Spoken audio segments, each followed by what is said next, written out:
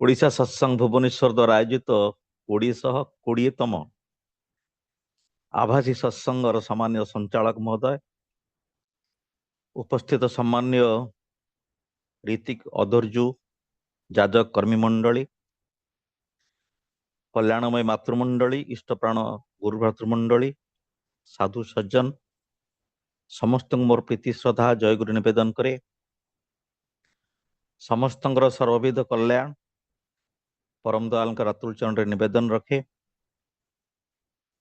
अनेक दिन परे पुणी आपण मान सहित जोगयुक्त हो इष्ट आलोचनार ये जो अपूर्व सुजोग देइछंती सुभाष भाई, से परम पिता रातुल चरण सर्वविध सुकल्याण निरामय जीवन कामना करे। टॉपिक टी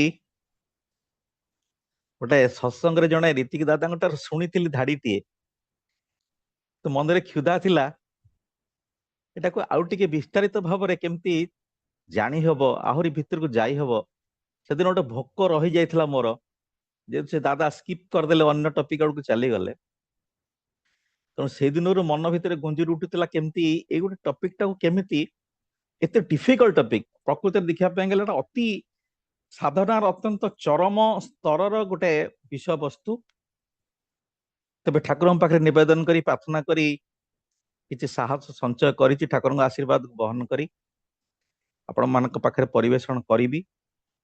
एटा निश्चित भाव में अत्यंत डिफिकल्ट जिनस, आपण को सेते आनंद दे न पारे, तो जो मानक भितर अनुसंधिष्ट मनोभाव अच्छी से किछटा साहाय्य करी बोली आशा जत्किंचित चेष्टा करिछि, प्रयास करुछि।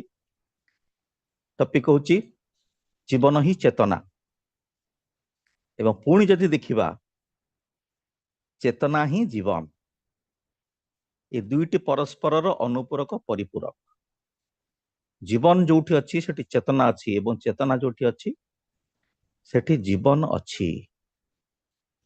तो प्रथमे श्री ठाकुरंकर जीवन प्रसंग रे गोटे इंग्लिश बाणी से आरंभ करी। The energetic urge of existence with volitional flow that radiates into conscious will is life, the blessed glow of God। Thakur कहते प्रत्येक सत्तार तिष्ठि रहिबा पई गोटे शक्तिशाली आवेग रही। The energetic urge of existence, तिष्ठि रहिबा पई बंची रहिबा पई प्रत्येक सत्ता तार गोटे शक्तिशाली आवेग रही।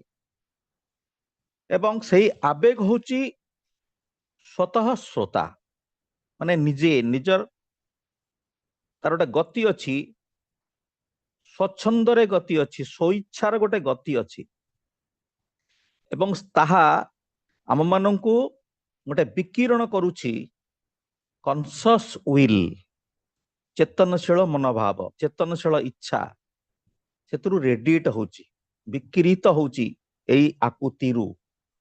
ता होची जीवन एवं ता होची ईश्वरंकर आशीर्वाद पुष्ट ज्योति। तेणु जेते जीवन जो रकमर जो अवस्था रे थाउ ना कहीं ता होची ईश्वरंकर चरम आशीर्वाद पुष्ट। ईश्वर ही से आशीर्वाद दे आम मान को सृष्टि करिसंती, सारा जगत को सृष्टि करिसंती। तेणु आम माने समस्त होचंती सत्ताधारी, आम मान भीतर जीवन अच्छी एवं जोठी जीवन अच्छी सेठी चेतना मध्य अच्छी।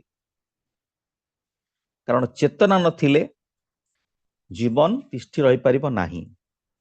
वैज्ञानिक माने कहती जीवन होची गोटे हार्डवेयर, जेमती कंप्यूटर रे आमे देखिचंती मॉनिटर अच्छी, कीबोर्ड अच्छी, अन्य जिनस जो सब रही, ये समस्त जिनस होची कंप्यूटर हार्डवेयर। ता भितरे डाटा लोड होती, डाटा होची सॉफ्टवेयर। से भाव में जीवनटा होची हार्डवेयर पार्ट एवं ता भितरे चेतना होची सॉफ्टवेयर पार्ट। हार्डवेयर नथिले चेतना भी रही परिबो नाही, आ चेतना नथिले मध्य हार्डवेयर किछि मूल्य नाही, ठाकुर जोटा कहले। तेणु ए जे जीवनर कथा जीवनटा कौन चाहे? जीवन चाहे बंचिबाकू तापई कौन पई चेतना आवश्यक? जीवन चाहे बंचिबाकू, बंची रहिबाकू, अभिव्यक्ति लाभ करबाकू, रूपे संस्थापित हेबाकू, आउ एई भଳି रही ही से स्मृति चेतना नहीं संवर्धनारे संदीप्त होई चालिबाकू चाहे। एई सक्रिय संवर्धनी आवेग ही तार उपभोग। आमे जो जीवन उपभोग कथा कहू, आजिकली युवपीढ़ी माने जीवन को उपभोग करबा कथा कहउचंती। एटा हमर युवक समय, युवती समय, जीवन को उपभोग करबा। प्रकृत पक्षरे जीवन को उपभोग करबा कौशल ही जानती नाही, केवल शरीर को उपभोग करती। जीवन उपभोग होची एई सक्रिय संवर्धनी आवेग। से चाहे संवर्धनार पथरे स्मृति चेतना को नहीं संवर्धनार पथरे आगे चलिबा, संदीप्त होई चलिबा, एवं एई सक्रिय संवर्धनी आवेग ही तार उपभोग। प्रकृत पक्षरे जीवन को जदि उपभोग करिया पे हमें चाहूं, स्मृति चेतना जाग्रत करी संवर्धनार पथरे आगे चलिया पे हुए। एटी आवश्यक पड़े आम मानकर चेतना। पुणी ठाकुर आउ गोटे जगह कहउचंती, जीवन जोठी अछि सेठी तीनटा जिनस निश्चित रहिबो। जहा हो से मनीष हो, जीवजंतु हूँ, वृक्षलता हूँ, कीटपतंग हूँ, प्रत्येक जोटी जीवन अच्छी तीनटा जिनस सेठी रहिबो। ता होचे आत्म संरक्षण, आत्म संपोषण एवं आत्म संपूर्ण। ये तीनटा जिनस जीवनर लक्षण। आत्म संरक्षण माने आमे जानिचंती, कौन सी प्रकार जदि हमर सत्ता को आघात आसे आमे ताकू रक्षा करिया पई चेष्टा करू। एटा आम भितरे इनबिल्ट हेची। आत्म संरक्षणी प्रक्रियाटा आम भितरे इनबिल्ट हेची। से भली सत्ता चाहे आत्म संपोषण, परिपूरित होई चालिबो, वर्धित होई चालिबो, पोषण पाई चालिबो। एवं तृतीय होची आत्म संपूर्ण, आहुरी आहुरी आत्म भाव माने वर्धित होई चालिबो, परिवर्धन क्रिया। सेतमें संतान सृष्टि करा जाए। आमे वर्धनशील हो, आमे बंची रहिबा पई चाहू। तेणु प्रत्येक सत्तार ये तीनोटी जिनस, तीनोटी लक्षण अच्छी रहिबो ही रहिबो। जोटी जीवन अच्छी ये तीनटा जिनस रहिबो ही रहिबो। एवं एइति पई आत्म संरक्षण, आत्म संपोषण, आत्म संपूर्ण पई हमकु दरकार हुए आहार, निद्रा, भय, मैथुन। एटा किछ प्राकृतिक प्रक्रिया जारी भीतर दे आम मानकर आत्म संरक्षण संभव हुए, आत्म संपोषण संभव हुए एवं आम माने आत्म विस्तार लाभ करि पारू, बहुरे वर्धित होई पारू। एते पे आवश्यक हुए आहार, निद्रा, भय, मैथुन। एवं यह पशु मानक भीतर अछि, पक्षी मानक भीतर अछि एवं मनीष भीतर अछि एवं अन्यान्य सत्ता भितर मध्य अछि, जोटा अत्यंत सूक्ष्म भाव रे ए संवेदनशीलता। गोटे गछ मध्य चाहे बंची रहिबा पाई, गोटे गछ चाहे बढ़िबा पाई, गोटे गछ भी चाहे आत्मरक्षा। सेदिन श्री ठाकुर पाखरे जड़े निवेदन करिचिन, ठाकुर गोटे पणस गछटा बहुत वर्ष हो गलानी, तर आदौ फल आसुना, मुझे चिंता कलानी फलटे फल आपण पाख नहीं आसबि भोग लगे, किंतु मो भाग्य जुटु नहीं। ठाकुर कहते गोटे काम कर, गोटे कटुरी नहीं जीवु से गछ पाख, सबुदिन नहीं जीवु, ताकू चोट उंचेबू, तब देख तू जदि फलबू ना मुझे हाणीबी। सतक सत ठाकुर निर्देश मानिक से जो भाव में से कटुरी उचेकरी गछ को धमकेला, गछटा किंतु बुझीगला। ये आम मानकर चिंतार बहु ऊर्ध्वर कथा, बहु सूक्ष्म राज्यर कथा, किंतु संवेदनशीलता अच्छी, गछर मध्य चेतना अच्छी। तापरे फल आसिला एवं प्रथम फलटी को पाचिला अवस्था आनिक ठाकुर पाखे भोग लगिला एवं खुशी हेले, ठाकुर खुशी हेले। तेणु ये जो चेतनाटा समस्त भीतर अच्छी, गछटी को जदि आपण अंधार घरे रखिदेबे, आपण देखिबे से जो बाट देखि आलोक आसुची ତ ସିଆଡକୁ ଗତି କରିବ। ସତ ଗୋଟେ ଲତାଟିଏ ଯଦି ହେଇଥାଏ ସେଇ ଘର ଭିତରକୁ ଯୋଉ ପଟେ ଆଲୋକ ଆସୁଛି ସେ ସେଇ ଆଡକୁ ବଙ୍କେଇ ଯିବ, କାରଣ ଏଇଟା ହଉଛି ସତ୍ତାର ଆକୁତି। ସେ ବଞ୍ଚିବା ପାଇଁ ଚାହେଁ, ବଢିବା ପାଇଁ ଚାହେଁ, ତା ଭିତରେ ସେ ଚେତନାଟା ଅତି ସୂକ୍ଷ୍ମ ଭାବରେ ଅଛି। ତେବେ ଏଇ ଯୋଉ ଚେତନାର କଥା କହୁଥିଲି, ଏହା ମନୀନ୍ଦ୍ର ଦା ଜଣେ ପଚାରୁଛନ୍ତି ଠାକୁର ଜଡ ଆଉ ଚେତନ ଭିତରେ ପାର୍ଥକ୍ୟ କଣ? ଠାକୁର କହୁଛନ୍ତି ସବୁ ହିଁ ଚେତନ, ନହେଲେ ସବୁ ହିଁ ଜଡ। ଜଡର ମଧ୍ୟ ବି ଚେତନା ଅଛି, ଆମେ ବୋଧ କରିପାରୁ କିମ୍ବା ନ କରିପାରୁ। ଜଡ ଭିତରେ ଆମେ ଯାହାକୁ ଜଡ ବୋଲି କହୁ ତା ଭିତରେ ବି ଚେତନା ଅଛି। ଯେମିତି ଗଛ ଲତା ଇତ୍ୟାଦି ଆମେ ଜଡ ବୋଲି କହୁ, ସେମାନେ କଥା କହିପାରନ୍ତିନି, ଆମ ସାଙ୍ଗରେ ଇଣ୍ଟରାକ୍ସନ କରିପାରନ୍ତିନି, ଜଡ। ତା ଭିତରେ ବି ଚେତନା ଅଛି, ଯୋଉ କଥା ବର୍ତ୍ତମାନ କହୁଥିଲି। ଆମେ ତାକୁ ବୋଧ କରିପାରୁ କିମ୍ବା ନ କରିପାରୁ, କିନ୍ତୁ ତା ଭିତରେ ଚେତନା ଅଛି। ସବୁ ହିଁ ଗୋଟିଏ ମୂଳ କାରଣର ପରିଣତି, ତାହା ହିଁ ବିବର୍ତ୍ତିତ ହୋଇ ନାନା ପ୍ରକାରର ଭିତର ଦେଇ ଚାଲେ। ଜଡ ମାନେ ସ୍ୱଳ୍ପ ଚେତନ। ଠାକୁର ପ୍ରତ୍ୟେକଟା ଜିନିଷକୁ ଅତି ସୂକ୍ଷ୍ମ ଭାବରେ ବ୍ୟାଖ୍ୟା କରିଦେଇଛନ୍ତି। ଯେମିତି କୃଷ୍ଣ ଠାକୁର କହିଲେ ସର୍ବଧର୍ମାନ ପରିତ୍ୟଜ୍ୟ, ଅନେକ ଲୋକ ବିସ୍ମୟରେ ପଡିଗଲେ। ଧର୍ମର ଅବତାର ନିଜେ କେମିତି କହୁଛନ୍ତି ସବୁ ଧର୍ମକୁ ଛାଡିଦିଅ ବୋଲି। ଠାକୁର ତାର ବ୍ୟାଖ୍ୟା ଦେଲେ, ତାହେଲେ ସେଠି କୃଷ୍ଣ ଠାକୁର ଯୋଉ ସବୁ ଧର୍ମ ଛାଡିବା କଥା କହିଛନ୍ତି, ତା ଧର୍ମ ଛାଡିବା କଥା କହିଲେ, ତାହା ହଉଛି ଅପଧର୍ମ। ଧର୍ମ ନାଁରେ ଆମର ଯୋଉ ବିକୃତି ପଶି ଯାଇଛି ତାକୁ ଛାଡିବା କଥା କୃଷ୍ଣ ଠାକୁର କହିଛନ୍ତି, ତେଣୁ ତାହା ହଉଛି ଅପଧର୍ମ। ସେଇଭଳି ଭାବରେ ଆମମାନଙ୍କର ଏଇ ଚେତନାର କଥାଟା, ଜଡ ଭିତରେ ଚେତନା ଅଛି, ତାହା କିନ୍ତୁ ସ୍ୱଳ୍ପ ଚେତନ। ମଣିଷ ଭିତରେ ଚେତନା ଖୁବ ପ୍ରଚଣ୍ଡ ଭାବରେ ଅଛି, ଏବଂ ଆମମାନେ ଜାଣିଛନ୍ତି ଈଶ୍ୱର ହଉଛନ୍ତି ପରମ ଚୈତନ୍ୟମୟ ସତ୍ତା, ଏବଂ ତାଙ୍କର ଯେ ମୂର୍ତ୍ତ ବିଗ୍ରହ ଶ୍ରୀ ଶ୍ରୀ ଠାକୁର, ସେ ହେଉଛନ୍ତି ପରମ ଚୈତନ୍ୟ ସତ୍ତାର ଅନ୍ତର୍ଭୁକ୍ତ, ପରମ ଚୈତନ୍ୟର ଅଧିକାରୀ। ଏବଂ ଠାକୁର ପୁଣି କହୁଛନ୍ତି ଚେତନ ବି ଜଡ ହେଇପାରେ। ମଣିଷଟା ଯଦି ଚେତନ, ସେ ବି ଜଡ ହେଇପାରେ। କୋଉ ଅବସ୍ଥାରେ ଜଡ ହେଇପାରେ?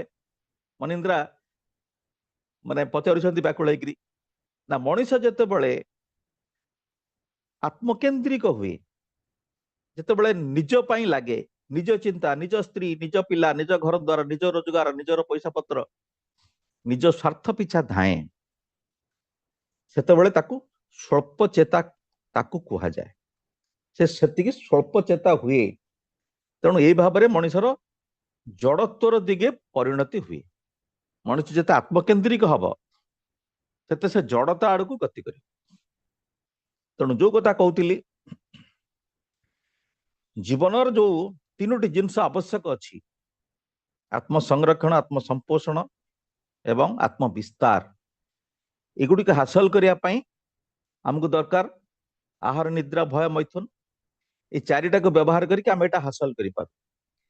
এই ଚାରିଟାକୁ ବ୍ୟବହାର କରିବା ପାଇଁ ସଠିକ ଉପାୟରେ ଈଶ୍ୱର ଆମକୁ 6ଟା ଅସ୍ତ୍ର ଦେଲେ, କାମ, କ୍ରୋଧ, ଲୋଭ, ମୋହ ଇତ୍ୟାଦି। ଆମକୁ ଏତିକିଟା ଚାକର ଦେଲେ, ସେବକ ଦେଲେ। ଏମାନଙ୍କ ଦ୍ୱାରା ଆମର ଆହାର, ନିଦ୍ରା, ଭୟ, ମୈଥୁନ ଏଟା କାର୍ଯ୍ୟକାରୀ ହେଇପାରିବ। ପଶୁମାନଙ୍କ ଭିତରେ ମଧ୍ୟ ଏହା ଅଛି, ମଣିଷ ଭିତରେ ମଧ୍ୟ ଏହା ଅଛି। ଆହାର, ନିଦ୍ରା, ଭୟ, ମୈଥୁନାଞ୍ଚ ସାମାନ୍ୟ ଉମେତତ୍ ପଶୁଭି ନରାଣାମ ଧର୍ମୋ ହି ତେଷାଂ ଅଧିକ ବିଶେଷୋ ଧର୍ମେଣ ହୀନାହା ପଶୁଭି ସମାନାହା ବୋଲି ଶାସ୍ତ୍ର କହିଲେ। ତେଣୁ ପଶୁ ମଣିଷ ଭିତରେ ଏଇ ଯୋଉ ତିନୋଟି ଜିନିଷ ହାସଲ କରିବା ପାଇଁ ଆହାର, ନିଦ୍ରା, ଭୟ, ମୈଥୁନ ଅଛି, ତା ଭିତରେ ମଣିଷ ପାଖରେ ଗୋଟେ ସ୍ୱତନ୍ତ୍ର ଜିନିଷ ଅଛି, ଧର୍ମ। ଏବଂ ଧର୍ମ ଏଠି କଣ କରେ ନା ଚେତନଶୀଳ ଭାବରେ এই ଆହାର, ନିଦ୍ରା, ଭୟ, ମୈଥୁନକୁ ନିୟନ୍ତ୍ରିତ କରେ। ପଶୁମାନେ ପ୍ରାକୃତିକ ଉପାୟରେ ନିୟନ୍ତ୍ରିତ। ଗୋଟେ ବାଘ ଯଦି ଫୁଲ ଭୋଜନ କରିଛି, ଶିକାର କରିଛି, ଭୋଜନ କରିଛି, ତା ପାଖ ଦେଇ ଯଦି କୌଣସି ହରିଣ ପାସ୍ କରେ, ସେ କିନ୍ତୁ ଗୋଡେଇକି ଧରିବ ନାହିଁ। କିନ୍ତୁ ମଣିଷ ବେଳେ ବେଳେ ଏ ମନୁଷ୍ୟତ୍ୱର ଅଭାବରୁ, ଚେତନାର ଅଭାବରୁ ମଣିଷ କଣ କରୁଛି ଆପଣ ମାନେ ଜାଣିଛନ୍ତି। ଆବଶ୍ୟକ କେତେ, ଆହରଣ କରୁଛି କେତେ, କୋଉ ଭଳି ଭାବରେ ଆମେ ଦେଖୁଛନ୍ତି ପ୍ରତ୍ୟେକ ଦିନ ନ୍ୟୁଜ ରେ କୋଉ ଭଳି ଭାବରେ ଠୁଳ କରି ଚାଲିଛନ୍ତି ସମ୍ପତ୍ତି।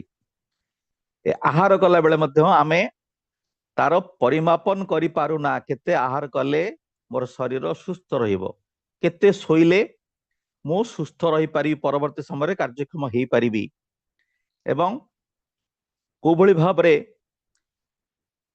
ମୋର ସ୍ତ୍ରୀ ସମ୍ଭୋଗ କୋଉଭଳି ଭାବରେ ଗୋଟେ ମାନେ ଯାହା କୁହନ୍ତି ବାଲାନ୍ସଡ ୱେରେ କୋଉଭଳି ଭାବରେ ରଖିପାରିଲେ ବ୍ରହ୍ମଚର୍ଯ୍ୟ ଜୀବନ ବଜାୟ ରଖିପାରିବି, ସୁସ୍ଥ ରହିପାରିବି, ସବଳ ରହିପାରିବି, ସୁଦୀର୍ଘଜୀବୀ ହେଇପାରିବି, ଏସବୁ ସମ୍ପର୍କରେ ଜାଣିବା ପାଇଁ ଆମର ଆବଶ୍ୟକ ହୁଏ ଚେତନା। ଯେହେତୁ ମଣିଷ ଗୋଟେ ପ୍ରାଣୀ, ଅତ୍ୟନ୍ତ ଚେତନଶୀଳ ପ୍ରାଣୀ, ପରମ ଚୈତନ୍ୟମୟ ପୁରୁଷଙ୍କର ପ୍ରତିଲିପି ଅବିକଳ ଭାବରେ ଈଶ୍ୱର ଆମକୁ ତିଆରି କରିଛନ୍ତି ମଣିଷକୁ।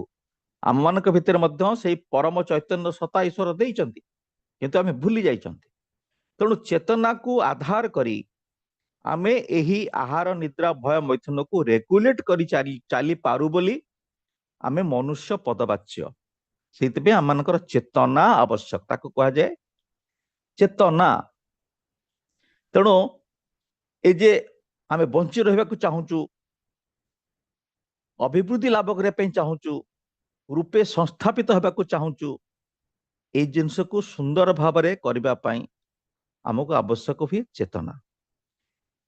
ଏବଂ ସେଇ ଚେତନାକୁ ଆଧାର କରି ଆମେ ମାନେ ବଢିବାଟା ସେଇଥିପାଇଁ ଆବଶ୍ୟକ ପଡନ୍ତି ଜୀବନରେ ସଦ୍ୟ। ଏବଂ ଜୀବନର ଲକ୍ଷଣଟା କଣ ଆମେ ଦେଖିବା। ଗୋଟେ ଜିନିଷ ଜୀବନ୍ତ ଅଛି, ତାର ପ୍ରଧାନ ଲକ୍ଷଣ ହଉଛି ଚେତନା। ଠାକୁର କହୁଛନ୍ତି ଚଲାର ସାଥୀ ଗ୍ରନ୍ଥରେ କହୁଛନ୍ତି ଜୀବନର ପ୍ରଧାନ ଲକ୍ଷଣ ହିଁ ହେଉଛି ଚେତନା। ଆଉ ଏ ଚେତନା ସ୍ଫୁରିତ ହୁଏ ପାରିପାର୍ଶ୍ୱିକ ଜୀବନ ସଂଘାତରେ। ଆମେ ଯୋଉ ପରିପାର୍ଶ୍ୱ ଦେଇକି ଆମେ ରହିଛନ୍ତି, ସେଇ ଜୀବନର ଗୋଟେ ସଂଘାତ ଅଛି, ସେଥିରେ ଏ ଚେତନାଟା ସ୍ଫୁରିତ ହୁଏ। ଚେତନାଟା ଇନବିଲ୍ଟ ଅଛି, ପୋଟେନ୍ସିଆଲି ଅଛି, କିନ୍ତୁ ପାରିପାର୍ଶ୍ୱିକର ଜୀବନ ସଂଘାତ ଯଦି ନ ହୁଏ ସେଟା ସ୍ଫୁରିତ ହୁଏ ନାହିଁ। ଆଉ ସେଇ ଜୀବନ ସଂଘାତ ଠାରୁ ବୃତ୍ତି ସଂଘତ ମନର ଉତ୍ସରଣ, ବୃତ୍ତି ଦ୍ୱାରା ସଂଗତ ହେଇକରି ଯୋଉ ମନ ତାର ଉତ୍ସରଣ ହୁଏ, ସୃଷ୍ଟି ହୁଏ, ପୁଣି ଏଇ ମନ ହିଁ ଅନୁକୂଳ ଓ ପ୍ରତିକୂଳକୁ ବିବେଚନା କରି ମଣିଷକୁ ଚଳାଏ। ଏ ମନଟା ହିଁ ଆମର ସବୁଠାରୁ ବଡ ଶକ୍ତିଶାଳୀ ଗୋଟେ ଏଜେଣ୍ଟ ଅଛି ଆମ ଭିତରେ। ସେ କୋଉଟା ଅନୁକୂଳ ବା କୋଉଟା ପ୍ରତିକୂଳ ମୋର ସତ୍ତା ପାଇଁ ତାକୁ ବିବେଚନା କରି ମଣିଷକୁ ଚଳାଏ, ଏବଂ ସେଇଟା ହିଁ ଚେତନା କରାଏ। ତେଣୁ ତୁମେ ଯଦି ତୁମର ଉନ୍ନତିକୁ, ଏଠୁ ଠାକୁର କଣ୍ଡିସନ କରିଦେଲେ, ତୁମେ ଯଦି ତୁମର ଉନ୍ନତିକୁ, ମନକୁ, ଜୀବନକୁ ସତ୍ୟ ହିଁ କାମନା କର, ବାସ୍ତବିକ ଭାବରେ କାମନା କର, ତୁମେ ପ୍ରକୃତ ଉନ୍ନତି ଚାହଁ, ତୁମେ ପ୍ରକୃତରେ ତୁମ ମନକୁ, ଜୀବନକୁ ତା ଭିତରେ ତୁମେ ସତ୍ୟ ହିଁ କାମନା କର, ତାହେଲେ ତୁମର ପାରିପାର୍ଶ୍ୱିକକୁ ତୁମର ସେବା ଦ୍ୱାରା ଏପରି କରିତୋଳ ଯେଉଁଥିରେ ସେମାନେ ସୁସ୍ଥ ଓ ସବଳ ହୋଇ ଜୀବନ ଓ ଆନନ୍ଦରେ ପ୍ରତୁଳ ହୋଇ ଉଠନ୍ତି। ୟାରି ଭିତର ଦେଇ ଆମମାନଙ୍କର ଏକ୍ସପାନ୍ସନ ହୁଏ। ଆମମାନେ ଜାଣିଛନ୍ତି ସଂକୋଚନ ଭିତରେ ଆମର ଜଡତ୍ୱ ଆସେ ଏବଂ ଏକ୍ସପାନ୍ସନ ଭିତରେ ଆମମାନଙ୍କର ଜୀବନ ସମ୍ପ୍ରସାରିତ ହୁଏ, ଆମେ ଆନନ୍ଦ ଅନୁଭବ କରୁ, ବୃଦ୍ଧି ଲାଭ କରୁ। ଏ ବୃଦ୍ଧିରେ ହିଁ ଆମମାନଙ୍କର ଆନନ୍ଦ ଅଛି, ଯୋଉଟା ଜୀବନ ଚାହେଁ। ତେଣୁ ସେଇ ବୃଦ୍ଧି ପାଇବା ପାଇଁ ଆମକୁ ଚେତନଶୀଳ ହେଇ ଚାଲିବା ପାଇଁ ପଡିବ, କାରଣ ଅଚେତନତା ମଣିଷକୁ ତାର ବୁଦ୍ଧିରେ ଅପଳାପ ଘଟାଏ, ମଣିଷକୁ ନିମ୍ନଗାମୀ କରାଏ। ଆତ୍ମା ଯୋଉଟା ଆମେ ଜୀବାତ୍ମା ବୋଲି କହୁଛନ୍ତି, ଯୋଉଥିରେ ଜୀବନ ଅଛି, ତାହା ନିମ୍ନଗାମୀ ହୁଏ ସେତେବେଳେ, ପ୍ରଭୁ କୃଷ୍ଣଙ୍କର ଗୋଟେ କଥା ଅଛି ଗୀତାରେ, ତ୍ରିବିଧଂ ଇଦଂ ନରକସ ଦ୍ୱାରଂ ନାଶନମ ଆତ୍ମନଃ କାମଃ କ୍ରୋଧ ତଥା ଲୋଭ ତସ୍ମାତ୍ ଏତତ୍ ତ୍ରୟଂ ତ୍ୟଜତ୍। ମଣିଷର ଆତ୍ମାର ଯୋଉ ଅଧଗତି ହୁଏ ତା ମୂଳରେ ରହିଛି ଏଇ ତିନିଟା ଜିନିଷ। ମଣିଷ ଅଚେତନତା ଯୋଗୁ ତା ଭିତରେ ଯେହେତୁ ଚେତନାକୁ ସେ ସ୍ଫୁରଣ କରିପାରେ ନାହିଁ, ଚେତନାର ପ୍ରୟୋଗ କରିପାରେ ନାହିଁ, ସେଥିପାଇଁ ତାର ଆତ୍ମା ନିମ୍ନଗାମୀ ହୁଏ ତିନୋଟି କାରଣରୁ। ପ୍ରଭୁ କୃଷ୍ଣ ଗୀତାରେ ଯୋଉ କଥାଟା କହିଲେ, କାମ, କ୍ରୋଧ ତଥା ଲୋଭ, ଏ ଯୋଉ ଜିନିଷ ଗୁଡିକ ଆମର ସେବକ ଭାବରେ ଈଶ୍ୱର ଆମକୁ ଦେଇଛନ୍ତି, ଆମେ ପରିପୁଷ୍ଟି ଲାଭ କରିବା, ବଞ୍ଚି ରହିବା, ବୃଦ୍ଧି ପାଇବା, ସେଇଗୁଡ଼ିକୁ ସେଇ ଯୋଉ ଆମର ଯୋଉ ଅନୁଚର ମାନଙ୍କୁ ଉପଯୁକ୍ତ ଭାବରେ ଆମେ ନିୟନ୍ତ୍ରଣ କରିପାରୁନା, ଯେତେବେଳେ এই କାମ, କ୍ରୋଧ, ଲୋଭ ଏଗୁଡିକ ଆମର ଶତ୍ରୁ ହେଇଯାଆନ୍ତି, ରିପୁ ହେଇଯାଆନ୍ତି, ଯୋଉଟା ଆମର ସାଧକ ମାନେ ତାକୁ କହନ୍ତି ଷଡ଼ ରିପୁ ବୋଲି। ତେଣୁ ମଣିଷ ଯେତେ ଚେତନଶୀଳ ରହିବ, ସେତେ ଏଇ ରିପୁ ଗୁଡାକ ଉପରେ ତାର ହାତ ପଡିବ ଏବଂ ସେମାନଙ୍କୁ ସେ ନିୟନ୍ତ୍ରଣ କରିପାରିବ। ସେଇଥିପାଇଁ ଜୀବନର ଆବଶ୍ୟକ ହୁଅନ୍ତି ଜଣେ ନିୟନ୍ତ୍ରଣୀ ପୁରୁଷ, ଯିଏ ସମ୍ପୂର୍ଣ୍ଣ ନିର୍ଭୁଲ ଏବଂ ଯିଏ ସମସ୍ତ ବୃତ୍ତି ପ୍ରବୃତ୍ତିର ଊର୍ଦ୍ଧ୍ୱରେ। সেই ନିୟନ୍ତ୍ରଣୀ ପୁରୁଷ ତାଙ୍କୁ ନେଇକରି ଆମେ ଯଦି ଜୀବନରେ ଆମେ ଗତିଶୀଳ ହଉ, ତାହେଲେ ଆମର ନିୟନ୍ତ୍ରଣୀ ପ୍ରଭାବଟା ପ୍ରକୃତ ଭାବରେ କ୍ରିୟାଶୀଳ ହବ ଆମ ମନ ଉପରେ, ମନ ନିୟନ୍ତ୍ରିତ ହବ ଏବଂ ଏଗୁଡ଼ିକ ସହଜରେ ଆମର ଅକ୍ତିଆରକୁ ଆସିବ। ତେଣୁ ସାଇଣ୍ଟିଷ୍ଟ ମାନେ କହୁଛନ୍ତି କନସିୟସନେସ୍ ଇଜ ଫଣ୍ଡାମେଣ୍ଟାଲ, ତାହା ହେଉଛି ମୌଳିକ, ଚେତନାଟା ସବୁବେଳେ ମୌଳିକ। And what we call life is consciousness taking form as plants, animals, people. आम जहाँ लाइफ बोली कहते सेटा ए कॉन्शियसनेसटा किसी गोटे फॉर्म नहीं आसी। तेणु कॉन्शियसनेस एवं लाइफ ये दुईटी परस्पर अनुपूरक परिपूरक जहाँ भी कह। तेणु चेतन रहिबा माने निजर अस्तित्व प्रति सजग रहिबा।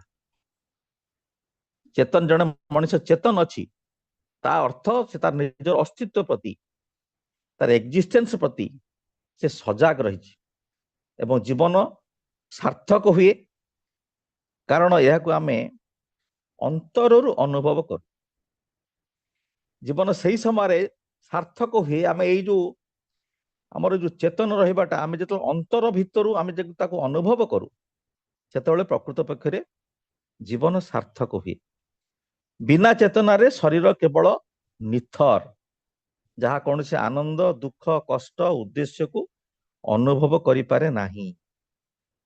यदि आम भितर चेतना न थाए ताले शरीरटा होची गोटे पत्थर भलिया निथर, से कौन से आनंद अनुभव करि परिबो नै, दुख अनुभव करि परिबो नै, कष्ट अनुभव करि परिबो नै, उद्देश्य कौन ताको अनुभव करि परिबो नाही। तेणु वास्तव रे जीवन ही चेतना, जीवन इक्वाल टू चेतना। तेणु चेतन रहिबा, ठाकुर कहले ईश्वरंकर आशीर्वाद, ईश्वरंकर आशीर्वाद को आमे अनेक भाव जो आशीर्वाद पाऊ पाइबा पई चेष्टा करू, ठाकुर कहते चेतन रहिबा ही ईश्वरंकर आशीर्वाद। ईश्वर सेटा पाई जेते रकम आपण माने चिंता करंतु, वेद वेदांत उपनिषद सृष्टि आरंभ करी, गीतार सृष्टि आरंभ करी, अवतार पुरुष मानकर आगमन, ईश्वरंकर ये सब जेते लीला, जेते रकमर आम मान व्यवस्था करिसंती, तार मूल रे गोटे धाड़ी केवल रही चेतन रहिबा ईश्वरंकर आशीर्वाद। ए आमको चेतन रखिबा पाई ईश्वर जेते रकमर सब व्यवस्था करिसंती। विश्व प्रकृति रे सबु जिनस ईश्वर साइतिक रखिचंती एवं सबु समय रे आम मानकर डिवाइन प्रॉम्प्टिंग आसुची। अतीत रे आर्य ऋषि मानक समय रे जो डिवाइन प्रॉम्प्टिंग आसुथिला, एबे भी आसुची। तेणु ईश्वर सब बेले चाहती तांकर जो अनबद्ध सृष्टि मनीषटा ताकू जो स्वतंत्र इच्छा दिया जाइछि, तार अपव्यवहार करी से अचेतन न होउ।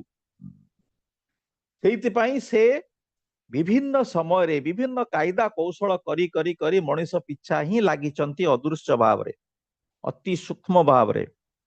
सेइतिपाई वेद वेदांतर सृष्टि हला, तांकर से डिवाइन प्रॉम्प्टिंग को ऋषि माने बुझी पारले, धरी पारले, ताकू निजे जीवन चरण रे प्रयोग कले एवं ताकू समाजर कल्याण पाई लिपिबद्ध कर रखिले, जहाँ वेद आकार रे संकलित हैला। परवर्ती समय रे पुणी ताहरी सहज सरल भाव रे ଲୋକମାନଙ୍କର ମଙ୍ଗଳ ପାଇଁ, ଲୋକଙ୍କୁ ଚେତନଶୀଳ ରଖିବା ପାଇଁ ପୁଣି ବ୍ୟବସ୍ଥା କରାଗଲା। ଏବଂ ସେ ବି ଯେତେବେଳେ ଭଣ୍ଡୁର ହବା ଆରମ୍ଭ ହେଲା, ପ୍ରଭୁଙ୍କୁ ନିଜେ ଆସିବା ପାଇଁ ପଡିଲା ଏଇ ମଣିଷଟାକୁ ଚେତନ ରଖିବା ପାଇଁ। କେବଳ ମଣିଷଟାକୁ ଚେତନ ରଖିବା ପାଇଁ। ତୁମେ ମଣିଷ, ତୁମେ ଈଶ୍ୱରଙ୍କର ସର୍ବଶ୍ରେଷ୍ଠ କୃତି, ତୁମ ଉପରେ ଈଶ୍ୱରଙ୍କ ସୃଷ୍ଟିକୁ ବଜାୟ ରଖିବା ପାଇଁ, ଈଶ୍ୱରଙ୍କ ସୃଷ୍ଟିକୁ ସୁନ୍ଦର କରିବା ପାଇଁ ତୁମ ଉପରେ ଗୁରୁ ଦାୟିତ୍ୱ ମୁଁ ଦେଇଛି। ଏଇ ବାର୍ତ୍ତା ନେଇ ପ୍ରଭୁ ବାରମ୍ବାର ଆସିଛନ୍ତି। କେତେ କଷ୍ଟ କରି ଆମେ ଜାଣିଛନ୍ତି। ପ୍ରଭୁ ରାମଚନ୍ଦ୍ରଙ୍କ ଜୀବନ ଆମେ ଜାଣିଛନ୍ତି, ପ୍ରଭୁ ଯୀଶୁଙ୍କର ଜୀବନ ଜାଣିଛନ୍ତି, କୃଷ୍ଣଙ୍କର ଜୀବନ ଜାଣିଛନ୍ତି, ଶ୍ରୀ ଠାକୁର ମଧ୍ୟ କେତେ କଷ୍ଟ ତାଙ୍କର ଜୀବନ। ଏ ସବୁ ଆପଣ ଦେଖିବେ, ଯେତେ ରକମର ଧର୍ମଶାସ୍ତ୍ର, ଯେତେ ପୁରାଣ ଶାସ୍ତ୍ର, ବେଦାନ୍ତ, ବାଇବେଲ, କୋରାନ, ଯାହା ସବୁ ଦେଖନ୍ତୁ, ଗୋଟିଏ ଲାଇନ ତା ଦେହରୁ ବାହାରିବ, ମଣିଷଟାକୁ ଚେତନ ରଖିବା ପାଇଁ।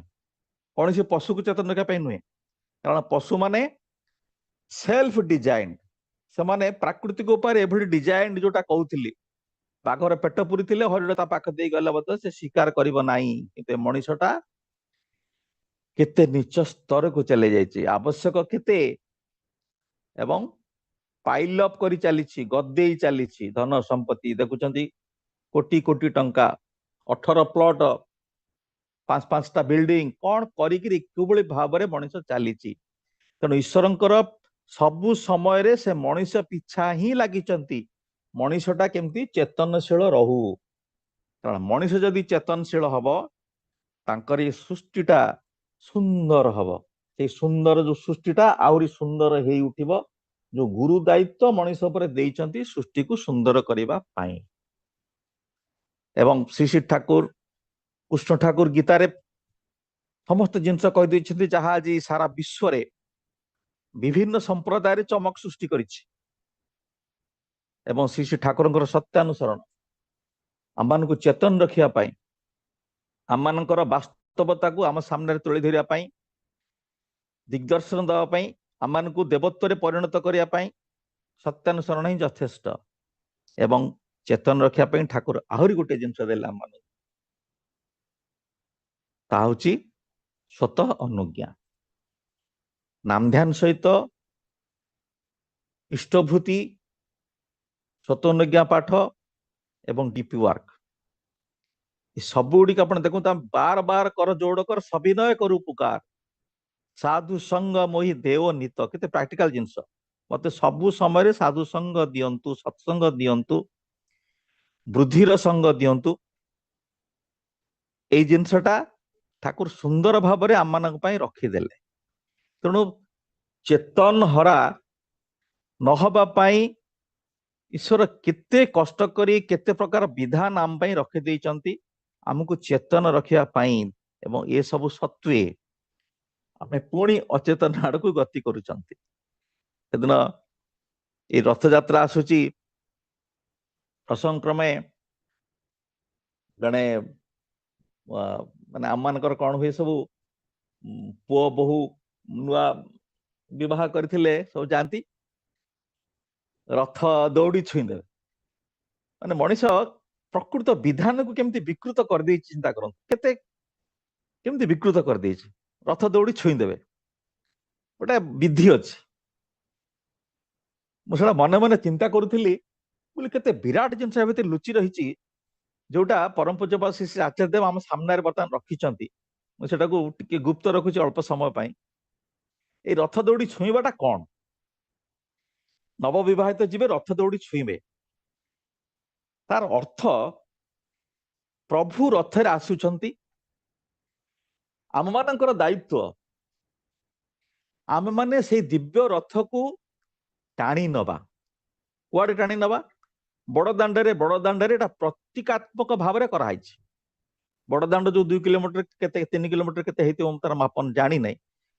ପ୍ରଭୁ ଜଗନ୍ନାଥ ମନ୍ଦିରରୁ ବାହାରିବେ, ଗୁଣ୍ଡିଚା ମନ୍ଦିର ଯିବେ। ଏଇ ଟାଣିବାଟା ହଉଛି ଗୋଟେ ବ୍ୟାପକ ଜିନିଷ। ଏଟା ହଉଛି ଜୀବନର ଜନ୍ମ ଠାରୁ ମୃତ୍ୟୁ ପର୍ଯ୍ୟନ୍ତ ଯୋଉ ଗତି, ମଣିଷର ଜନ୍ମ ଠାରୁ ମୃତ୍ୟୁ ପର୍ଯ୍ୟନ୍ତ ଯୋଉ ଗତି, ତାହା ହଉଛି ମାନେ ଶ୍ରୀମନ୍ଦିର ଠାରୁ ଗୁଣ୍ଡିଚା ମନ୍ଦିର ପର୍ଯ୍ୟନ୍ତ ଯିବାର ଯୋଉ ଜିନିଷଟା। ଏବଂ ମୁଁ ଯୋଉ ଗତି କରିବି, ମୁଁ ହଉଛି ଗୋଟେ ରଥ। ସେଇ ଯୋଉ ରଥରେ ଠାକୁର ବସିଛନ୍ତି, ତାଙ୍କୁ ମୁଁ ଟାଣିବି, ଟାଣି ଟାଣି ନେବି। ତା ଅର୍ଥ ମୋର ପ୍ରଭୁଙ୍କୁ ମୁଁ ହୃଦୟରେ ବହନ କରି ଦ୍ୱାରେ ଦ୍ୱାରେ ପହଞ୍ଚେଇବି। ଡିପିଆର କଥା ଯୋଉଟା ପୂଜ୍ୟ ବିନାୟକତା କହୁଥିଲେ, ଡିପି ମାନେ ଦ୍ୱାରେ ଦ୍ୱାରେ ପହଞ୍ଚିବା, ପହଞ୍ଚେଇବା। ତେଣୁ ଏଇଟା ହଉଛି ଆମମାନଙ୍କର ଗୁରୁ ଦାୟିତ୍ୱ, ପ୍ରଭୁଙ୍କୁ ଅନ୍ତରରେ ବହନ କରି, ହୃଦୟରେ ବହନ କରି, ତାଙ୍କର ନିର୍ଦ୍ଦେଶ ମାଫିକ ନିଜକୁ ସଜାଡ଼ି ପରିଚାଳନା କରି, ନିଜ ପରିବାର ଭିତରେ ପ୍ରଭୁଙ୍କୁ ପ୍ରତିଷ୍ଠା କରି, ମୁଁ ପରିବେଶରେ ପ୍ରଭୁଙ୍କୁ ପ୍ରତିଷ୍ଠା କରିବା ପାଇଁ, ଇଷ୍ଟ ପ୍ରତିଷ୍ଠା କରିବା ପାଇଁ ଚାଲିବି। ତେଣୁ ଏଇ ଯୋଉ ରଥଯାତ୍ରାର ରସି ଟାଣିବାର ଉଦ୍ଦେଶ୍ୟଟା ହଉଛି, ମୁଁ ମଧ୍ୟ ସେଇ ବିଶାଳ କର୍ମଯଜ୍ଞରେ ନିଜକୁ ସାମିଲ କରିବି, ଛୁଇଁ ଦେଇ ପଳେଇ ଆସିବି ନୁହେଁ। ମଣିଷ ଏଇଭଳି ବିକୃତିକୁ ସବୁ ଆହ୍ୱାନ କରିଛି, ଏଗୁଡିକ ସବୁ ମନରେ ଗଣ୍ଠି ପଡିଯାଇଛି।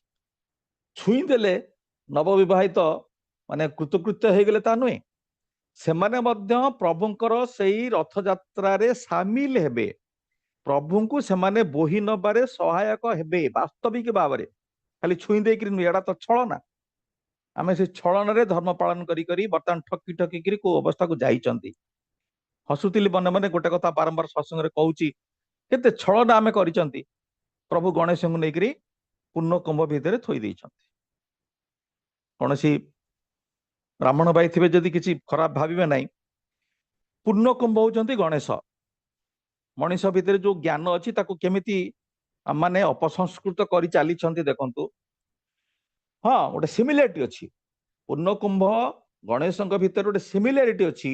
ତାହା ହଉଛି ଗଣେଶ ହଉଛନ୍ତି ପୂର୍ଣ୍ଣ ବ୍ରହ୍ମ, ପୂର୍ଣ୍ଣ ଜ୍ଞାନ ସମ୍ପନ୍ନ ଦେବତା, ଏବଂ ପୂର୍ଣ୍ଣ କୁମ୍ଭ ହଉଛି ଜଳରେ ପୂର୍ଣ୍ଣ। ଦୁଇଟି ଭିତରେ ପୂର୍ଣ୍ଣତା ଅଛି, ଏଇ ଦୁଇଟି ଭିତରେ ଦୁଇ ଜଣଙ୍କର ସିମିଲାରିଟି ଅଛି, ଦୁଇଟାର ସିମିଲାରିଟି ଅଛି। ଆମେ କିନ୍ତୁ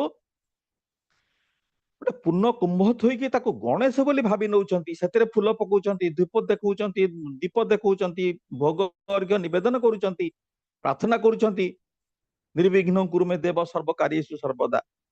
ମାନେ କେତେ ଅପସଂସ୍କୃତିକୁ ଆମେ ଆପଣେଇ ନେଇଛନ୍ତି, ନିଜକୁ ନିଜେ ଆମେ ପ୍ରବଞ୍ଚନା କରି ଚାଲିଛନ୍ତି। ଧର୍ମ ନାଁରେ ଯେତେ ଛଳନା, ଶାନ୍ତିର ବଦଳେ ଆଣେ ଦୁଃଖ ଯାତନା। ଏଇଥିପାଇଁ ଆକାଶର ଭଗବାନଙ୍କୁ ବା ଆମେ ନିଜର କଳ୍ପନାରେ ଭଗବାନଙ୍କୁ ଏମିତି ପୂଜି ଚାଲିଛନ୍ତି, ଚେତନ ହରା ଆମେ ହେଇଯାଇଛନ୍ତି, ଚଳନ ହରା ହେଇଯାଇଛନ୍ତି। ସେଥିପାଇଁ ପରମ ଚୈତନ୍ୟମୟ ପୁରୁଷ ଆସନ୍ତି, ଆମମାନଙ୍କୁ ଜୀବନର ଧାରା ବତେଇ ଦିଅନ୍ତି।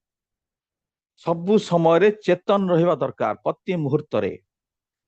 ଏଠି ଆହୁରି ଅନେକ ଜିନିଷ ମଧ୍ୟ ସେଇଭଳି ଅଛି, ଆମେ ଯୋଉଟାକୁ ବର୍ତ୍ତମାନ ଆପଣ ଦେଖୁଥିବେ, ଅମରନାଥ ଯାତ୍ରା, କେଦାରନାଥ ଯାତ୍ରା, ମାନେ ଆବଶ୍ୟକ ଠାରୁ 40 ଗୁଣ ଅଧିକ ଲୋକ।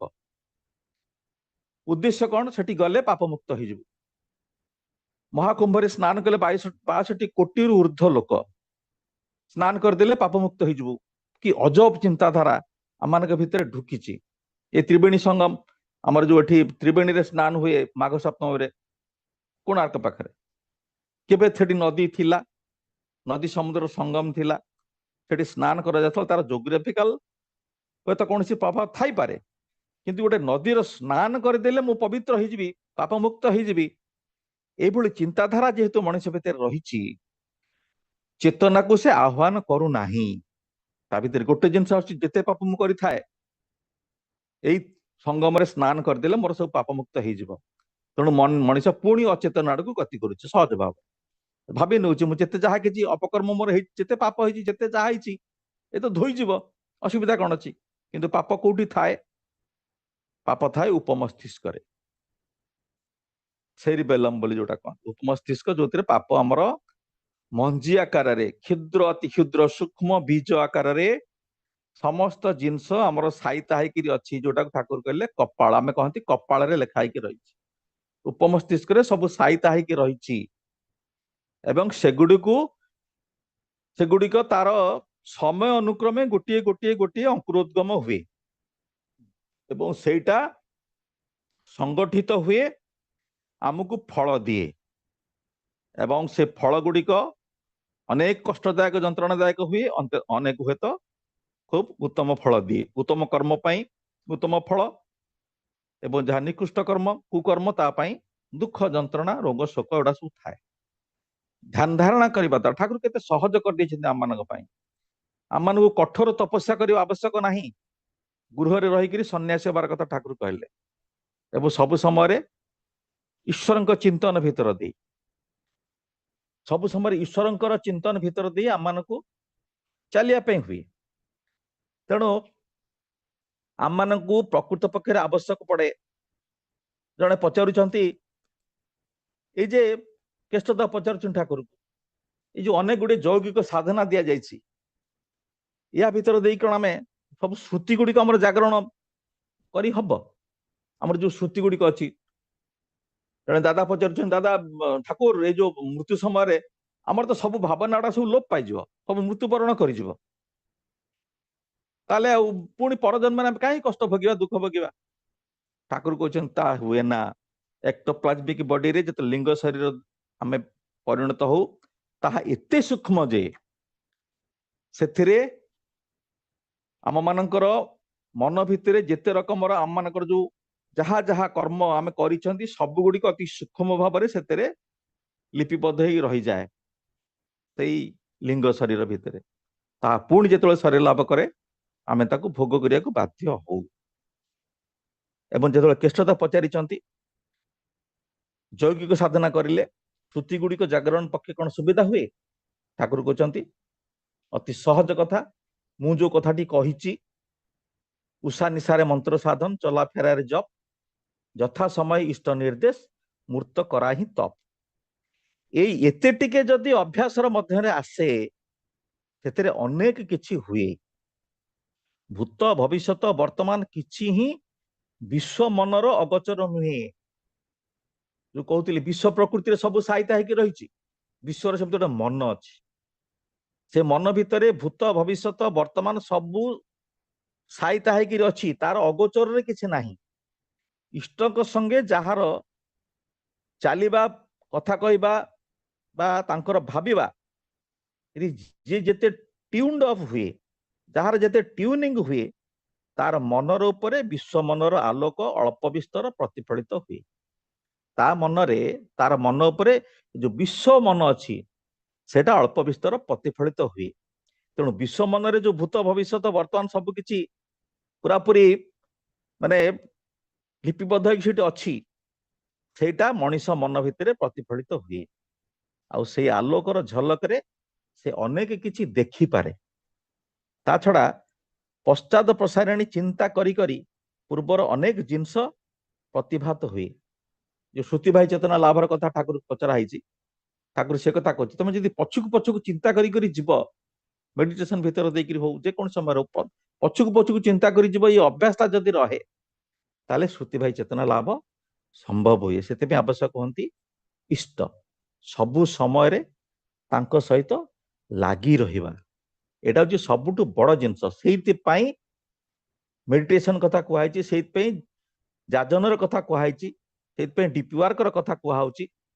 कृष्ण ठाकुर जो कथा कहले जंग जंग व्यापी स्मरण भाव त्यज त्यंते कलेबरम तंग तमेवती कौंतेय ये जो कथाटी कही बर्तमान सदा तदभाव भावित सदा तदभाव भावित एटा हूँ जीवन क्लू चेतन रहा यहाँ हूँ परम क्लू एटा कृष्ण ठाकुर देइछन्ते ठाकुर से केते सहज करदेले महिषी चरुथव बेकरे घंटी बाजुथव घंटी बजाइबा महिषी की अलगा बेक हलैया पड़ोनी मुंड हलैया पड़ो ना ठाकुर दैनंदिन जीवन रे प्रति समय इष्ट को नहीं चलिबार सुंदर कायदा बतईदेली एते सुंदर कायदा आगुरी केही बतई नथिले ठाकुर एते प्रांजल भाव सहज भाव सरल भाव निजे करिकिरी देखई दे गले एवं सबुठार गोटे मत मुझे भावुली कथा 5000 वर्ष परे 5000 वर्ष ऊर्ध्व समय परे पुरुषोत्तम आसी जाइछन्ति एवं आमे माने ताकू ग्रहण करिछन्ति एटा आम मानकर मध्य मोर मध्य एटा बेले बेले हजम हो ना बेले बेले मोर माने चेतना राज्य रे प्रवेश करि पारो नै मु पुणी अचेतन हो जाउछि 5000 ऊर्ध्व वर्ष परे पुरुषोत्तम पुणी आविर्भूत होइछन्ति आपण चिंता करंतु कृष्ण को लेकर एते मातिछन्ति आमे सेई कृष्णकर विवर्तित रूप पुणी आसी जाइछन्ति आमे तांकर दीक्षा ग्रहण करिछन्ति आम माने मध्य अचेतन हो जाउछन्ति এটা ସବୁଠୁ ବଡ ମାନେ ଦୁର୍ଭାଗ୍ୟର କଥା। ଅନ୍ୟମାନେ ତ ବୁଝୁନାହାନ୍ତି ଆମେ ମାନେ ମଧ୍ୟ ବୁଝି ପାରୁନାହାନ୍ତି ଅନେକ, ମୁଁ ମଧ୍ୟ ତା ଭିତରେ ଅଛି। ବେଳେ ପୁଣି ଅଚେତନ ଆମେ ହେଇଯାଉ। ତେଣୁ ଜୀବନକୁ ଈଶ୍ୱରମୁଖୀ କରିବା ପାଇଁ ଯୋଉ ଉଦ୍ଦେଶ୍ୟରେ ଆମେ ଏତେ କଷ୍ଟ କରି ସାଧନା କରି ମଣିଷ ଜନ୍ମଟା ପାଇଛନ୍ତି, ସେଇ ସାଧନାକୁ ଅବ୍ୟାହତ ରଖି ଊର୍ଦ୍ଧ୍ୱଗାମୀ ହବାର ଏ ଯୋଉ ଆମମାନଙ୍କ ପାଇଁ ଅପୂର୍ବ ସୁଯୋଗ ଏ ଜନ୍ମରେ ସୃଷ୍ଟି ହେଇଛି, ତାହା କେବଳ ସମ୍ଭବ ହୁଏ ଆମେ ଯଦି ଚେତନ ରହିବା। ଏବଂ ଚେତନ ରହିବା ପାଇଁ ଏଇ ସତ୍ସଙ୍ଗ, ଏ ଆଭାସୀ ସତ୍ସଙ୍ଗ ହଉ, ଅଫଲାଇନ ସତ୍ସଙ୍ଗ ହଉ, ବା ବିଭିନ୍ନ ଦାୟିତ୍ୱ ହଉ, କେନ୍ଦ୍ର ମନ୍ଦିର ବିହାର ନିର୍ମାଣ, ତାର ଯୋଉ ସୁରକ୍ଷା, ଏ ସମସ୍ତ ଜିନିଷ ଭିତର ଦେଇ ଆମେ ଚେତନ ରହିବା ପାଇଁ ଏ ସମସ୍ତ ବ୍ୟବସ୍ଥା କରାଯାଇଛି। ଠାକୁର ବାରମ୍ବାର ଗୋଟେ କାମ ସରି ନଥିବା ଆଉ ଗୋଟେ କାମ ଦେଇ ଦଉଥିଲେ। ଆମମାନଙ୍କ ଭିତରେ ବିରକ୍ତି ଅଛି, କାରଣ ଆମେ ସେଇ ଲେଭେଲକୁ ଯାଇନାହାନ୍ତି। ଅନେକ ଲୋକ ପ୍ରଶ୍ନ କର, ଠାକୁର ଗୋଟେ କାମ ସରିନି, କେଷ୍ଟଦାଙ୍କୁ ସ୍ପେଶିଆଲ ଠାକୁର କହୁଛନ୍ତି। ଠାକୁର କହୁଛନ୍ତି, କେଷ୍ଟଦା ମୁଁ ଚାହେଁ ତୁମେ ମାନେ ରବର ଭଳି ଇଲାଷ୍ଟିକ ହୁଅ, ଏବଂ ତାରି ଭିତରେ ଦେଇ ଆମମାନଙ୍କର ସହନଶୀଳତା ବଢେ, ଧୈର୍ଯ୍ୟଶୀଳତା ବଢେ, ଆମମାନଙ୍କ ଭିତରେ ଅନୁସନ୍ଧିତ୍ସ ମନୋଭାବ ବଢେ, କ୍ରିୟାଶୀଳତା ବଢେ, ଏବଂ ଆମେ ଇଷ୍ଟ ଚେତନ ରହୁ। ଇଷ୍ଟଙ୍କର କର୍ମ କରିବା ଭିତରେ ଦେଇ ଆମେ ଇଷ୍ଟ ଚେତନ ରହୁ। ଇଷ୍ଟ ଚେତନ ବ୍ୟକ୍ତିତ୍ୱଟା, ଆମର ଯୋଉ ବ୍ୟକ୍ତିତ୍ୱ, ମୁଁ ଯେ ବ୍ୟକ୍ତି, ମୁଁ ଯେ ଇଣ୍ଡିଭିଜୁଆଲ, ମୁଁ ଚେତନ ରହିବି ଯଦି ଇଷ୍ଟଙ୍କର ଚେତନା ମୁଁ ବହନ କରି ଚାଲେ। ତେଣୁ ଜୀବନ ହିଁ ଚେତନା, ଚେତନା ଯୋଉଠି ନାହିଁ ସେଠି ଜୀବନ ନାହିଁ। ପରିଶେଷରେ ସମସ୍ତଙ୍କୁ ନିବେଦନ ରଖେ, ଯୋଉ ଚିନ୍ତାଟି ମୋର ଏବେ ଆସିଛି, କିଛି ଦିନ ତଳେ ଚିନ୍ତାଟି ଆସିଲା, 5000 ଊର୍ଦ୍ଧ୍ୱ ବର୍ଷ ପରେ ଆମେ ତାଙ୍କୁ ପାଇଛନ୍ତି, ପୂର୍ଣ୍ଣ ବ୍ରହ୍ମକୁ ପାଇଛନ୍ତି, ଈଶ୍ୱରଙ୍କୁ ପାଇଛନ୍ତି, ତା ସତ୍ତ୍ୱେ ବି ଆମେ ତାଙ୍କ ପ୍ରତି ଅବହେଳା କରି ଚାଲିଛନ୍ତି। କେତେ ମାନେ ଆତ୍ମଶ୍ଳାଘା, ମାନେ ଆତ୍ମଘାତୀ, ମାନେ ଆତ୍ମଘାତୀ କଥା କୁହାଯାଇଛି ଯୋଉ ଆମର ଭାଗବତରେ, ହେମନ୍ତ ନାବ ଥାଉ କୂଳେ ଯେବା ନତରେ ଭବ ଜଳେ, ସେ ଜନ ହୀନ ମୂଢମତି, ତାହାକୁ ବୋଲି ଆତ୍ମଘାତୀ। ପରିଷ୍କାର ଭାବରେ ଆମମାନଙ୍କ ଉଦ୍ଦେଶ୍ୟରେ ଏଇଟା ଜଗନ୍ନାଥ ଦାସ ଲେଖିଛନ୍ତି। ଏଭଳି ନାବ ପାଇ ଆମମାନେ ଅବହେଳା କରୁଛନ୍ତି। ଅବହେଳାର କାରଣ ମୁଁ ସେଦିନ ଭାବୁଥିଲି, ଆମର ଯୋଉ ଜନ୍ମର ଯୋଉ କୁସଂସ୍କାର ରହିଛି, ଆମେ ସେଇ ପ୍ୟାଟର୍ନଟାକୁ ଠାକୁରଙ୍କ ପାଖରେ ପକେଇ ଦେଇଛୁ। ଯୋଉ କଥା କହୁଥିଲି ଗଣେଶଙ୍କୁ ପୂଜା କରିବା, ପୂର୍ଣ୍ଣକୁମ ବସେଇକିରି, ସେଇ ପ୍ୟାଟର୍ନଟା ଆମେ ଠାକୁରଙ୍କ ପାଖରେ ପକେଇ ଦଉଛନ୍ତି। ଏଇଟା ହିଁ ଆମମାନଙ୍କ ପାଇଁ ଗୋଟେ ବଡ ମାନେ ଦୁର୍ଯୋଗ, କହିଲେ ଅତ୍ୟୁକ୍ତି ହବନି। ଆମମାନଙ୍କର ଏଇଟା ଚରମ ମୂର୍ଖତା। ଆମେ ବିଭିନ୍ନ ଦେବଦେବୀଙ୍କୁ ଯୋଉ କଳ୍ପନାର ଦେବଦେବୀଙ୍କୁ ଯୋଉ ଭଳି ପୂଜା କରୁଛନ୍ତି, ଅନେକ ଘରେ ଦେଖିବେ ଡିପିଆର କରି ଗଲେ ଠାକୁର ତାଙ୍କଠାରୁ ଆହୁରି ଅବହେଳିତ। ଅନେକ କଳ୍ପନାର ଭଗବାନ ଯୋଉମାନଙ୍କର ଇଫେକ୍ଟ ଆମ ଉପରେ ନାହିଁ, ଆଦୌ ନାହିଁ, ତାଙ୍କଠାରୁ ସେମାନେ ଯେତିକି ଭଲରେ ରହିଛନ୍ତି, ତାଙ୍କଠାରୁ ଅତି ଦୟନୀୟ ଅବସ୍ଥାରେ ଠାକୁର ରହିଛନ୍ତି ଅନେକଙ୍କ ଘରେ, ଏବଂ ଏଇଟା ଆଚାର୍ଯ୍ୟଦେବ ଜାଣୁଛନ୍ତି। ସେଇଥିପାଇଁ ସେ ବାରମ୍ବାର ପଠଉଛନ୍ତି, ତୁମାନେ ଯାଅ ଦେଖ ଠାକୁର କେମିତି ଅଛନ୍ତି, ଠାକୁରଙ୍କୁ ଭଲରେ ରଖ। ଠାକୁରଙ୍କୁ ଭଲରେ ନ ରଖିଲେ ସେ ମଣିଷଟା ବି ଭଲରେ ରହିବ ନାହିଁ, ତା ପରିବାର ବି ଭଲରେ ରହିବ ନାହିଁ। ତେଣୁ ଏ ଗୁରୁଦେବ ତ ଆମ ସାମ୍ନାରେ ଅଛି, ତାକୁ ନେଇକି ଚାଲିବା ଏବଂ ସବୁବେଳେ ଚେତନଶୀଳ ରହିବାର ଏ ସହଜ ଉପାୟ ଯୋଉ ଆମକୁ ଠାକୁର ଦେଲେ, ଚେତନ ରହି ଜୀବନକୁ ସାର୍ଥକ କରିବା। ପରିଶେଷରେ ସମସ୍ତଙ୍କର ସର୍ବବିଧ କଲ୍ୟାଣ, ପୁନରାୟ ପରମ ଦୟାଲ କାତୁର୍ଯ୍ୟ ନିବେଦନ କରି ବକ୍ତବ୍ୟ ସାଙ୍ଗ କରୁଛି। ପୁଣି କେବେ ସୁଯୋଗ ପାଇଲେ ଆପଣ ମାନଙ୍କ ନିକଟରେ ଇଷ୍ଟ ପ୍ରସଙ୍ଗ କରିବାର ସୁଯୋଗ ଲାଭ କରିବି। ଜୟ ଗୁରୁ। ଜୟ ଗୁରୁ ବହୁତ ବହୁତ ଧନ୍ୟବାଦ ଶ୍ରୀଯୁକ୍ତ ବିପିନ ବିହାରୀ ନାୟକ ଦାଦା, SPRCC କେନ୍ଦ୍ର ବାଳକାଟି ଖୋର୍ଦ୍ଧା। ଅତି ସୁନ୍ଦର ଭାବରେ ଆଜିର ଯେ ଆଲୋଚ୍ୟ ବିଷୟ ଥିଲା ଜୀବନ ହିଁ ଚେତନା, ସୁନ୍ଦର ଆଲୋଚନା କରିଛନ୍ତି। ଏଠି ଆମେ ପ୍ରଥମେ ଦେଖିବା ଜୀବନ କଣ ଏବଂ ଚେତନା କଣ। According to Thakur Anukul Chandra, life and consciousness are inseparable. Life is the outward expression of consciousness, while consciousness is the inner force that sustains life.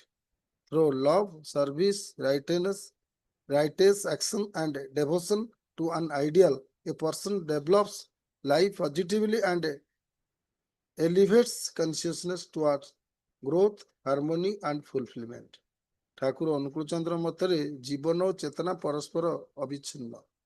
ଜୀବନ ହେଉଛି ଚେତନାର ବାହ୍ୟ ପ୍ରକାଶ ଆଉ ଚେତନା ହେଉଛି ଜୀବନର ଅନ୍ତର୍ନିହିତ ଶକ୍ତି। ପ୍ରେମ, ସେବା, କର୍ମ ଓ ଆଦର୍ଶ ଅନୁସରଣ ଦ୍ୱାରା ମନୁଷ୍ୟ ନିଜ ଜୀବନକୁ ବିକଶିତ କରି ଚେତନାକୁ ଉନ୍ନତ କରେ। ଏଠି ଆମେ 15ଟି ପଏଣ୍ଟ ନେଇଛୁ। ପ୍ରଥମେ ଶ୍ରୀ ଶ୍ରୀ ଠାକୁର ଅନୁକୂଳ ଚନ୍ଦ୍ରଙ୍କ ଦୃଷ୍ଟିରେ ଜୀବନ ହିଁ ଚେତନା। ଜୀବନ ହେଉଛି ଚେତନାର ପ୍ରକାଶ। ଠାକୁରଙ୍କ ମତରେ ଜୀବନ ଓ ଚେତନା ପୃଥକ ନୁହେଁ। ଚେତନା ହେଉଛି ଜୀବନର ଅନ୍ତର୍ନିହିତ ଶକ୍ତି, ଯାହା ଜୀବନକୁ ସକ୍ରିୟ ରଖେ। ଜୀବନ ରକ୍ଷା ହିଁ ଧର୍ମ।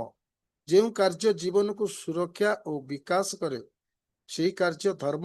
ଜୀବନ ବିରୋଧୀ କାର୍ଯ୍ୟ କେବେ ଧର୍ମ ହୋଇପାରେ ନାହିଁ। ଅସ୍ତିତ୍ୱ ଓ ବୃଦ୍ଧିର ସାଧନା। ମନୁଷ୍ୟର ପ୍ରଥମ କର୍ତ୍ତବ୍ୟ ହେଉଛି ନିଜ ଅସ୍ତିତ୍ୱକୁ ବଜାୟ ରଖିବା ଏବଂ ନିରନ୍ତର ଉନ୍ନତି କରିବା। ଆଦର୍ଶ ଜୀବନକୁ ଚେତନାମୟ କରେ।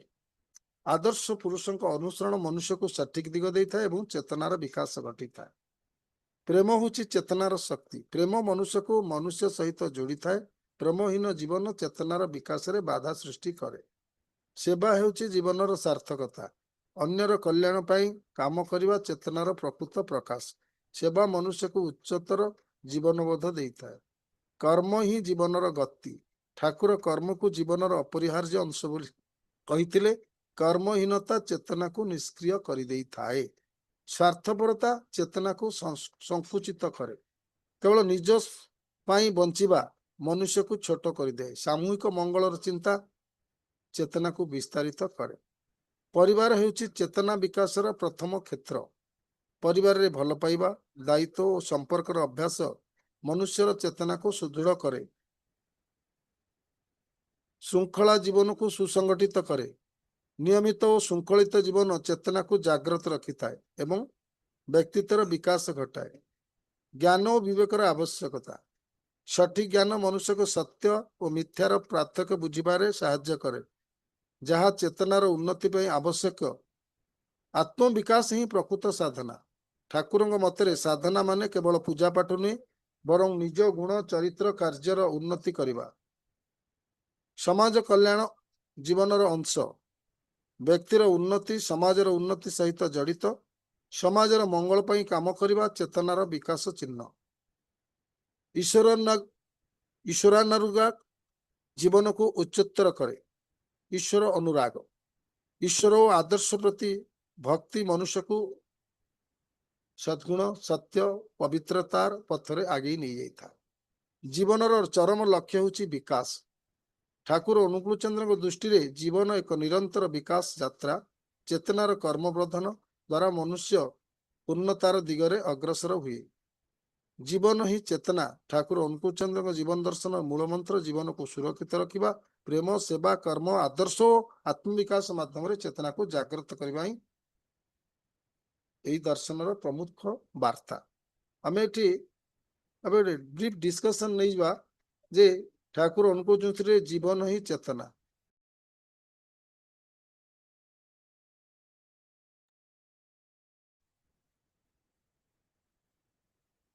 ଠାକୁର ଅନୁକୂଳ ଚନ୍ଦ୍ର ଦର୍ଶନରେ ଜୀବନ ହିଁ ଚେତନା ବାକ୍ୟଟି ଅତ୍ୟନ୍ତ ଗଭୀର ଓ ଅର୍ଥବହ। ସେ ମନୁଷ୍ୟ ଜୀବନକୁ କେବଳ ଶରୀରର ଅସ୍ତିତ୍ୱ କିମ୍ବା ଜନ୍ମ ଓ ମୃତ୍ୟୁର ମଧ୍ୟବର୍ତ୍ତୀ ସମୟ ଭାବରେ ଦେଖିନଥିଲେ, ବରଂ ଜୀବନକୁ ସେ ଚେତନା, ବିକାଶ, ପ୍ରେମ, ସେବା, ଅସ୍ତିତ୍ୱର ଉନ୍ନତିର ଏକ ଅବିରତ ପ୍ରକ୍ରିୟା ଭାବରେ ବ୍ୟାଖ୍ୟା କରିଥିଲେ। ତାଙ୍କ ମତରେ ଯେଉଁଠାରେ ଜୀବନ ଅଛି ସେଠାରେ ଚେତନା ଅଛି ଏବଂ ଯେଉଁଠାରେ ଚେତନା ଅଛି ସେଠାରେ ବିକାଶର ସମ୍ଭାବନା ଅଛି। ତେଣୁ ଜୀବନ ଓ ଚେତନା ପରସ୍ପର ପରିପୂରକ ଏବଂ ଅବିଚ୍ଛିନ୍ନ। ଠାକୁରଙ୍କ ଦୃଷ୍ଟିରେ ଚେତନା କେବଳ ମାନସିକ ଜାଗରଣ ନୁହେଁ, ଏହା ମନୁଷ୍ୟର ଅନ୍ତର୍ନିହିତ ଜୀବନ ଶକ୍ତି, ଯାହା ତାଙ୍କୁ ସତ୍ୟ, ସୁନ୍ଦର ଓ କଲ୍ୟାଣ ପଥରେ ଆଗକୁ ନେଇଯାଇଥାଏ। ମନୁଷ୍ୟ ଯେତେବେଳେ ନିଜର ଅସ୍ତିତ୍ୱକୁ ଉପଲବ୍ଧି କରେ, ନିଜ କର୍ତ୍ତବ୍ୟକୁ ବୁଝେ ଏବଂ ଅନ୍ୟମାନଙ୍କ ମଙ୍ଗଳ ପାଇଁ କାମ କରେ, ସେତେବେଳେ ତାହାର ଚେତନାର ବିକାଶ ହୁଏ। ଚେତନାହୀନ ଜୀବନ କେବଳ ଯାନ୍ତ୍ରିକ ଅସ୍ତିତ୍ୱ ମାତ୍ର, କିନ୍ତୁ ଚେତନାମୟ ଜୀବନ ସୃଜନଶୀଳ, ଗତିଶୀଳ ଓ ଉନ୍ନତିଶୀଳ। ଠାକୁର ଅନୁକୂଳ ଚନ୍ଦ୍ର ଜୀବନକୁ ସର୍ବୋଚ୍ଚ ମୂଲ୍ୟ ଦେଇଥିଲେ। ସେ କହିଥିଲେ ଯେ ଧର୍ମର ପ୍ରକୃତ ଉଦ୍ଦେଶ୍ୟ ହେଉଛି ଜୀବନକୁ ରକ୍ଷା କରିବା, ପୋଷଣ କରିବା ଓ ଉନ୍ନତ କରିବା। ଯେଉଁ ଚିନ୍ତା, କାର୍ଯ୍ୟ କିମ୍ବା ଆଚରଣ ଜୀବନକୁ କ୍ଷତିଗ୍ରସ୍ତ କରେ ତାହା ଧର୍ମ ହୋଇପାରେ ନାହିଁ। ସେହିପରି ଯେଉଁ ଆଚରଣ ଜୀବନର ବିକାଶକୁ ସହାୟତା କରେ ସେହି ହେଉଛି ସତ୍ୟ ଧର୍ମ। ତାଙ୍କ ଏହି ଚିନ୍ତାଧାରାରେ ଜୀବନ ହିଁ ଚେତନାର ମୂଳ ସାର ନିହିତ ଅଛି। अर्थात जीवन को जेते आमे सम्मान देबु सेते हमर चेतना जागृत हेबो। तांको मतरे मनुष्य जीवनर सफलता केवल व्यक्तिगत सुखरे सीमित नुहे, परिवार समाज और समग्र मानव जातिर मंगल सहित निजको जोड़ी पारिले मात्र जीवन सार्थक हुए। यही सामूहिक मंगलर चेतना ही मनुष्य को उच्चतर स्तर को नहीं जाई थाए। जेतेबेले मनुष्य केवल निज स्वार्थ पई बंचे सेतेबेले ताहार चेतना संकुचित हो जाए, किंतु जेतेबेले से अन्य मानक सुख दुखरे भाग नहीं थाए सेतेबेले ताहार चेतना विस्तारित हुए। ठाकुर गुरु भक्ति और आदर्श अनुसरण को चेतना विकास एक प्रमुख उपाय बोली मानुथिले। तांको मतरे जणे सत्य आदर्श पुरुषों संस्पर्श मनुष्यर जीवन में आलोक आनी दिए, अंधकार तार दूरीभूत कर दिए। आदर्श प्रति अनुराग अनुशीलन मनुष्यर चेतना को परिशुद्ध करे एवं जीवन को लक्ष्यमुखी करे। से भाबुथिले जे निर्देशहीन जीवन अनेक समय भ्रम और अवनति पड़ी जाए, किंतु आदर्शनिष्ठ जीवन चेतना को जागृत रखे। प्रेम ठाकुर दर्शन एक मूल आधार। तांको मतरे प्रेम होची जीवनर शक्ति एवं चेतनार प्रकाश। जोठारे प्रेम अच्छी सेठारे घृणा हिंसा विभेदर स्थान नहीं। प्रेम मनुष्य को मनुष्य सहित जोड़ी एवं संपर्क को दृढ़ीभूत करिଥାଏ। यही प्रेम जीवन को चेतनामय करे एवं चेतना को क्रियाशील रखे। से ठाकुर मानव प्रेम सेवा सहानुभूति को बहुत गुरुत्व देइथिले। जीवन ही चेतनार आउ एक दिग हेउची कर्म। ठाकुर कर्म विमुखता को केबे समर्थन करिनथिले। से कहते जे जीवन माने गति आउ गति माने कर्म। कर्महीनता मनुष्य को दुर्बल और निर्जीव कर दिए। अन्य पक्षरे सृजनशील कर्म मनुष्यर चेतना को जागृत करे। सत्यनिष्ठा सेवा भाव सहित करा जाइथिबा काम जीवन को अर्थपूर्ण करे एवं चेतना को समृद्ध करे। आजिर समय रे मनुष्य भौतिक उन्नति रे अग्रसर होइथिले मध्य मानसिक अशांति स्वार्थपरता और मूल्यबोधर अवक्षय देखा जाउछि। एपरि परिस्थिति रे ठाकुर अनुकूल चंद्र जीवन ही चेतना वार्ता अत्यंत प्रासंगिक। आमको शिखाए जे जीवन को भल पाइबा, मनुष्य को भल पाइबा, आदर्श को अनुसरण करिबा और सृजनशील कर्म रे निज को नियोजित करी चेतनार विकास करिबा। ठाकुर अनुकूल चंद्र दृष्टि जीवन और चेतना दुईटी अलग विषय नहीं। जीवन हेउची चेतनार बाह्य प्रकाश एवं चेतना हेउची जीवनर अंतर्निहित शक्ति। जीवन को सुरक्षित सुंदर और विकासमुखी करवा ही चेतनार प्रकृत लक्षण। तेणु मनुष्य यदि प्रेम सेवा आदर्श और कर्मर माध्यम निज जीवन को गढ़ी तोले तेबे से प्रकृत अर्थ में चेतनामय जीवन लाभ करें। ठाकुर को जीवन ही चेतना दर्शनर सारतत्व निहित रही जे एठी जहाँ कहते दादा चेतना ही जीवन, जीवन ही चेतना। तेणु चेतना नथिले जीवन केबे सीधा बाटर जाई परिबा। सचेतना आउ सकारात्मक भाव सकारात्मक चिंताधारा जीवन को सत्य पथरे सत्यर धारे आगू नहीं था, सत्यर स्रोतरे नहीं पहुंची दी था। किंतु असत चिंता असत कर्म असत चेतना मनुष्य को कुआडे खाल ढीप कोठी कोण पकाए आ जीवन को कुआडे भंका कर दिए, बुले दिए, जीवन नष्ट भ्रष्ट हो जाए। तेणु आमर किभली चेतना आमर से भली जीवन। चेतना यदि सत्य हुए जीवन भी सत्य ही जाए। तेणु चेतना ही दिग्दर्शन देखाए जीवन को। जीवनर चेतना ही जीवनर बाह्य रूप। तेणु आमे सबुबले से सत सहित जोगयुक्त ही सतंगर चिंता करी सत नाम को सबुबले आबे यदि उच्चारण करू सत सहित जोगयुक्त नाममय हो से नाम माध्यम सचिंता भितरे विकसित हुए। सचिंता ही सत प्रदर्शन आउ सत पथ देखाए आउ मनुष्यर रंग बदली दिए। मनुष्यर आचार व्यवहार कथा वार्ता चाली चलन जीवनी जीवन ढंग सबकिछि परिवर्तन ही मनुष्य एक देवतार रूपांतरित हो जाए। तेणु चेतना विहीन जीवन र माने किछि ना। को चेतना ना सत चेतना असत चेतना भी जीवन किछि मूल्य था।